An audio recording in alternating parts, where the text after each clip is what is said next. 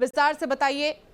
देखिए, सबसे पहले तारीफ मोहम्मद सिराज की करनी होगी, क्योंकि कभी उतनी तारीफ के हिस्सेदार बनते नहीं। हमेशा चाहे जसप्रीत बुमराह हो, उनको तारीफ मिलती है, इन गेंदबाजों को तारीफ मिलती है, लेकिन जसप्रीत बुमराह के अलावा जब जब किसी और की तरफ भारतीय टीम देखती है, टीम फंसती है, तो एक ही खिलाड़ी का नाम नजर आता है। सिराज सारा बोझ अपने कंधों पर उठाते हैं। देखिए, आज भी 5 विकेटें निकाली हैं, और जब एटकिंसन अच्छी बल्लेबाजी कर रहे थे वहां उनको बोल्ड करा।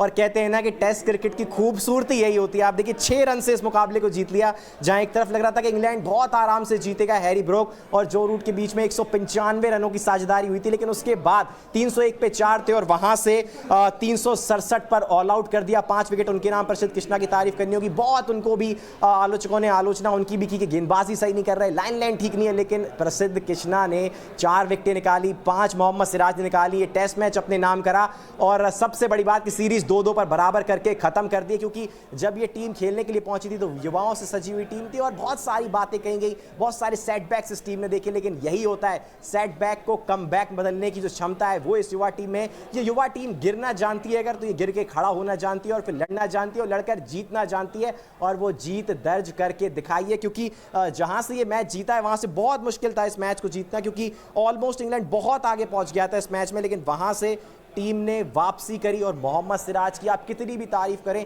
कभी इस खिलाड़ी ने वर्कलोड मैनेजमेंट की बात नहीं करी। जब जसप्रीत बुमराह बाहर हुए तब मोहम्मद सिराज आए, उन्होंने अपने कंधों पर सारा बोझ उठाया और गेंदबाजी फ्रंट से करी, और 5 विकेट मोहम्मद सिराज ने लिए। और वाकई में वैभव, ये बहुत अच्छा प्रदर्शन हम कह सकते हैं आने वाले मैचेस के लिए।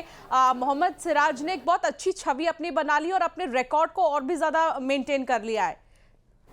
बिल्कुल मोहम्मद सिराज की तो तारीफ करनी होगी, साथ ही साथ ये जो यंग खिलाड़ी थे, यंग कप्तान, उनकी भी दाद देनी होगी। जिस तरीके से फील्ड प्लेसमेंट किया, एंड में पूरा फील्ड खोल दिया। एक तरीका ये भी हो सकता था कि हम अटैकिंग करने को देखते, लेकिन क्योंकि रन कम थे तो डिफेंड करने के बारे में सोचा, वो सोच रखी कि मैं डिफेंड करना चाहता हूँ, और डिफेंड करने के बारे में देखा। और आप देखिए, 6 रन से इस मुकाबले को आराम से नहीं, बहुत कहते हैं ना कि हाई इंटेंस मुकाबला था, बहुत रोमांचक मुकाबला हुआ। इसी तरीके का फैंस जो है क्रिकेट देखना चाहते हैं, और यही टेस्ट क्रिकेट की रेड बॉल की खूबसूरती होती है, यही सफेद कपड़ों की खूबसूरती होती है। शुभमन गिल की कप्तानी की बहुत दाद देनी होगी। महज 25 साल के हैं, 700 से ऊपर रन इस सीरीज में बनाए, और बहुत अव्वल दर्जे की कप्तानी की। और चाहे कोई भी खिलाड़ी हो, सबकी दाद देनी होगी, खासकर कि रविंद्र जडेजा ने 500 से ऊपर रन इस सीरीज में बना के दिए। और जब ऐसा लगा कि टीम परेशानी में है, वहां तब जडेजा खड़े हुए, उनकी वो तलवार निकालने का उनका स्टाइल, और कम से कम मिनिमम 50 रन तो उन्होंने करके दिए ही दिए। तो बहुत ही आसानी से इस टीम ने माफ कीजिएगा, बहुत अच्छे तरीके से इस टीम ने इस मैच को जीता है, और ये साबित कर दिया है कि इन युवाओं पर कोई शक नहीं कर सकता। कभी भी आप ये नहीं सोच सकते कि ये टीम अगर सेटबैक दिख रही है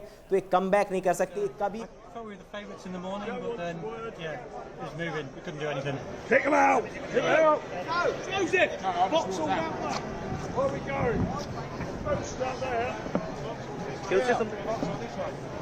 What do you want to say about the game, today's game? Very exciting, but well done India. Well done India. Very exciting. बिल्कुल। और वैभव, कुछ प्रतिक्रियाएं आ रही थी वो हम सुना रहे दर्शकों को, लेकिन एक चीज ये भी है कि ऐसा पहली बार हुआ है कि जो 400 का रन है, इस आंकड़े को पार किया गया है, ये ऐसा पहली बार हुआ है। क्या कहेंगे इस पर वैभव, और इस पिच पर क्या मुश्किलें थी, क्या कठिनाइयां थी जिसको भारत के खिलाड़ियों ने बहुत आसानी से ओवरकम किया?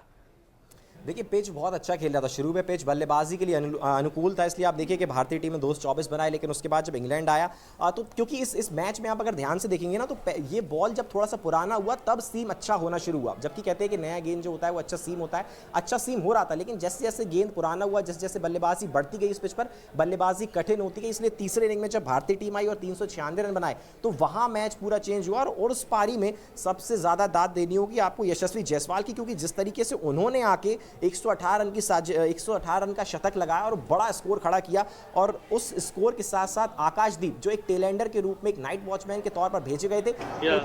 Love you, see you. Come on, let's get that's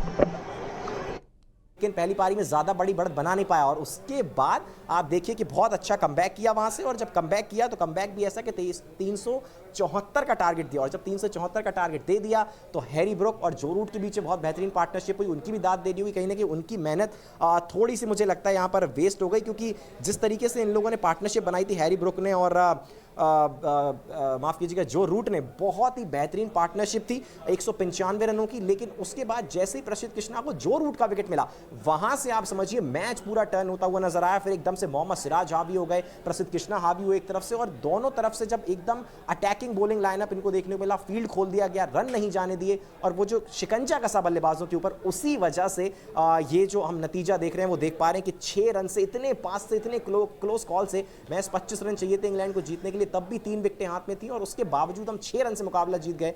तो बहुत ही फिनोमिनल परफॉर्मेंस था ये भारतीय टीम का। और मैं फिर से कह रहा हूं कि जब जब इस टीम को सेटबैक देखने को मिलता है ये कमबैक करके दिखाते हैं, आलोचकों के मुंह को बंद करके अपनी प्रदर्शन से बताते हैं कि हम किसी भी सिचुएशन में अगर गिरते हैं तो हम खड़े हो सकते हैं और खड़े होकर दोबारा लड़ सकते हैं और लड़कर फिर से जीत सकते हैं। बिल्कुल, और आप ठीक कह रहे हैं कि कोई भी चीज़ मुश्किल नहीं है, किसी भी चीज़ के लिए मेहनत बहुत ज़रूरी है, प्रैक्टिस बहुत ज़रूरी है। हालांकि हमारे भारतीय खिलाड़ियों ने बहुत प्रैक्टिस भी की थी। दूसरी पारी में जहां प्रसिद्ध कृष्णा ने 4 विकेट लिए, तो वहीं मोहम्मद सिराज की अगर बात करें तो 5 विकेट उन्होंने लिए हैं। 367 रन पर इंग्लैंड की जो दूसरी पारी है उस पर ही इंग्लैंड सिमट गई थी। हालांकि वैभव, क्या इतने रन बना पाना यहाँ संभव था? क्या ये उम्मीद थी कि इतने रन बनेंगे? 374 का जब टारगेट रखा गया था और चौथे दिन इस तरीके का लक्ष्य का पीछा करना इतना आसान नहीं होता, क्योंकि जैसे जैसे टेस्ट क्रिकेट में विकेट पुराना होता जाता है बल्लेबाजी करना उतना ही ज़्यादा कठिन होता जाता है। और लेकिन क्योंकि जो रूट 13,000 से ज़्यादा टेस्ट क्रिकेट में रन बना चुके हैं, हैरी ब्रूक बहुत अच्छा क्रिकेट खेल रहे हैं, नंबर 1 टेस्ट क्रिकेट के आजकल बल्लेबाज सूची में ऊपर नीचे उनका नाम चलता रहता है, टॉप 10 में रहते हैं वो और जो रूट उनकी जो पार्टनरशिप थी ना, वो उन्होंने इस मैच की नींव रखी, और जब वो मैच की नींव इन्होंने रख दी तो मैच बहुत अच्छी तरीके से बना दिया था। मैं फिर दोहरा रहा हूँ, 301 पे 4 हो गए थे, लेकिन उसके बाद वहां से प्रसिद्ध कृष्णा को जैसे ही विकेट मिला जो रूट का, वहां से माहौल पूरा चेंज हो गया और इन लोगों ने बिल्कुल, और ये शानदार जीत भारत की हुई है जिसमें भारत